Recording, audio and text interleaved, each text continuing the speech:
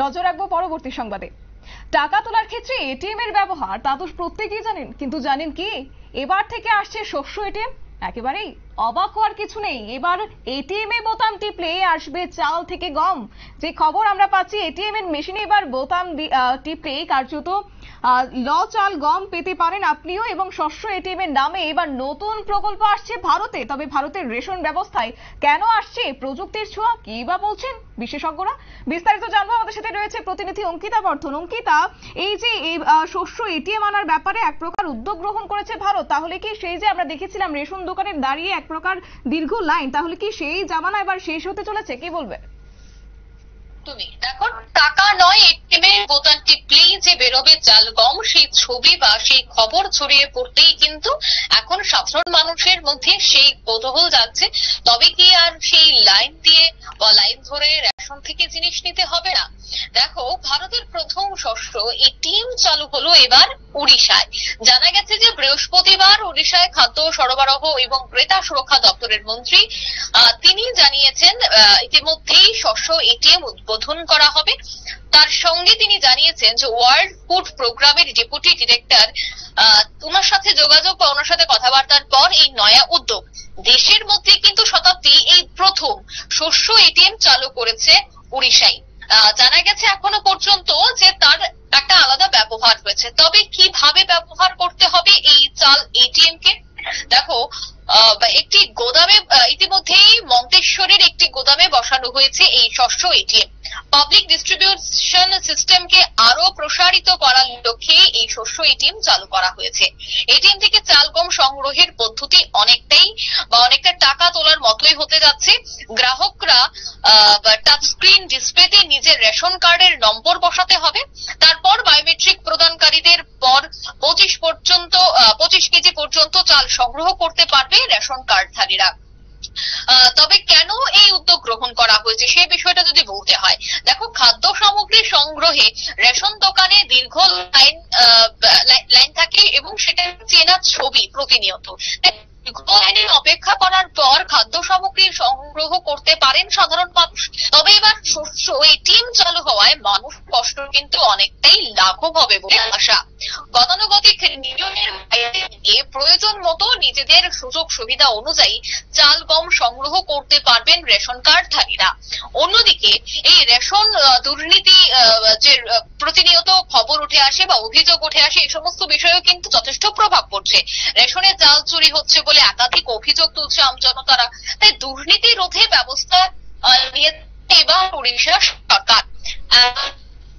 দাবি কিন্তু বহুবার উঠেছিল যে এই বিষয়গুলি যেন সরকার ভালোভাবে দেখে। তাই এবার কিন্তু উড়িষ্যা সরকার এই নয়া উদ্যোগ গ্রহণ করেছে। অন্যদিকে অনেক সময় রেশন ডিলাররা চাল গম দিতে দেরি করেন, বাড়িতে রেশন পৌঁছাতে অনেকটা দেরি করেন। নয়া এই উদ্যোগে রেশনের চাল চুরি বা কালোবাজারিতেও যে হ্রাস টানা যাবে বলে আশা করা হচ্ছে।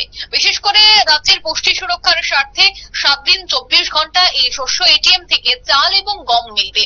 মানুষের মুখে খাদ্য তুলে দিতেই এই শস্য এটিএম চালু করা হয়েছে বলে এই উদ্যোগে রাজ্যের বহু গরিব মানুষের উপকারিতা হবে বলে কিন্তু মনে করা হচ্ছে।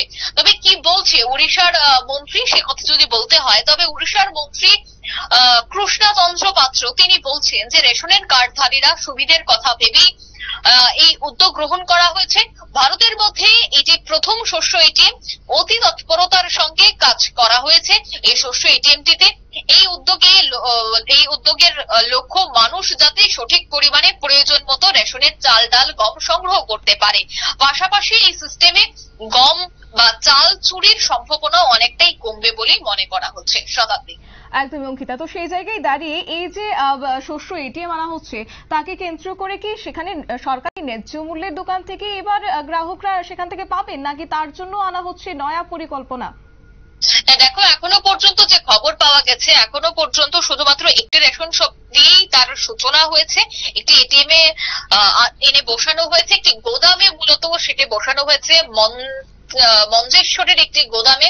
এখনো পর্যন্ত এই এটিএম বসানো হয়েছে যা 24 আওয়ার্স অর্থাৎ 24 ঘন্টা কিন্তু সেটা খোলা থাকবে। যে কোনো সময় ফিঙ্গারপ্রিন্ট দিয়ে নিজের কার্ডের নম্বর দিয়ে কিন্তু সেই শস্য অর্থাৎ চাল এবং গম তোলা সম্ভব হবে।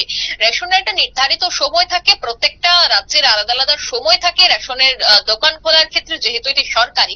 তাই সেক্ষেত্রে অনেকেই কিন্তু এই সময়ের জন্য নিজের জিনিস আনতে পারেন না বা এই ধরনের জিনিস থেকে বঞ্চিত হন। তাই এবার যেন বঞ্চিত না হয় তার জন্য এই এটিএম এর ব্যবস্থা বা এই এটিএম এর নয়া উদ্যোগ গ্রহণ করা হয়েছে। অন্যদিকে প্রতিনিয়ত দেখা যায় যে রেশন দোকানে বিভিন্ন বিষয়গুলিকে কেন্দ্র করে যারা রেশন ডিলাররা রয়েছে তারা অনেক সময় অনেককেই জিনিস দেন না, বলেন যে দেরিতে আসবে, এখনো আসেনি। এই বিষয়গুলি কিন্তু প্রায় প্রতিনিয়ত অভিযোগ উঠে আসে। তাই এই সমস্ত বিষয় যেন না উঠে আসে, এই ধরনের অভিযোগ যেন আর না উঠে আসে, তার জন্যই কিন্তু ওড়িশায় দেশের প্রথম এই এটিএম চালু করা হয়েছে। আগামীতে ওড়িশার প্রায় সবকটি গোদামেই এই ধরনের এটিএম চালু করা হবে বলে এখনো পর্যন্ত সূত্রের খবর। শতাব্দী। একেবারে অঙ্কিতা, ধন্যবাদ। বিস্তারিত বিষয় তুলে ধরলো আমাদের প্রতিনিধি অঙ্কিতা বর্ধন। তবে দেশের প্রথম শস্য এটিএম এবার চালু হচ্ছে বা চালু হয়ে গেছে ওড়িশায়, যেটা আজ আমাদের প্রতিনিধি তুলে ধরেছেন। আপাতত ভুবনেশ্বরে মন্ত্রেশ্বরেই বসানো হয়েছে সেই এটিএম এবং খুব শীঘ্রই কিন্তু আসতে চলেছে প্রত্যেকটি রাজ্যে। তবে আপাতত ভারতের এই নয়া প্রযুক্তিকে কেন্দ্র করে কিন্তু এক প্রকার খুশি গ্রাহক মহল এবং সংশ্লিষ্ট বিভিন্ন মহল কিন্তু অনেকটাই খুশি হয়েছেন এই নয়া পদ্ধতিতে। নিয়ে নিচ্ছি ছোট্ট একটি বিজ্ঞাপন বিরতির সঙ্গে থাকুন।